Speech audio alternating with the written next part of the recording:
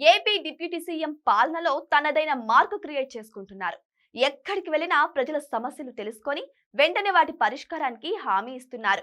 మాటిచ్చిన తర్వాత రికార్డు సమయంలో అత్యంత వేగంగా పని పూర్తి చేసి చూపిస్తున్నారు. నెల రోజుల క్రితం అంబేద్కర్ కోనసీమ జిల్లా పర్యటనకు వెళ్లిన సమయంలో రాజోలు నియోజకవర్గం శంకరగుప్తం రైతులు కొబ్బరి చెట్లు ఎండిపోతున్న వైనం గురించి వివరించారు. ఈ సమస్యను సాధ్యమైనంత త్వరగా పరిష్కరిస్తానని పవన్ కళ్యాణ్ హామీ ఇచ్చారు. సముద్రం నీరు చొచ్చుకు రావడంతో గోదావరి డెల్టా ప్రాంతంలో కొబ్బరి చెట్లు ఎండిపోతున్నాయి. డ్రైనర్లు ఆధునీకరించి గోదావరి జలాలు సముద్రంలోకి వెళ్లేలా చేస్తే ఉప్పునీటి సమస్యకు పరిష్కారం దొరుకుతుంది. ఈ దిశగా దృష్టి సారించిన deputy CM Shankaraguptam major drain ఆధునీకరణ పనులకు 20,77,00,000 మంజూరు చేశారు.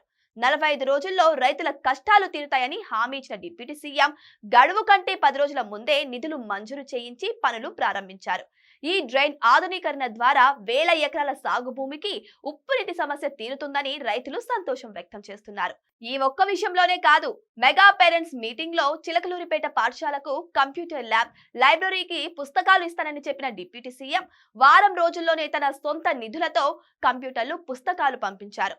వైసీపీ హయాంలో జనసేన సభకు భూమి ఇచ్చారనే కారణంతో ఇప్పట్టంలోని ఇల్లు కూల్చివేయడంతో నష్టపోయిన నాగేశ్వరమ్మ అనే వృద్ధురాలి ఇంటికి వెళ్లారు.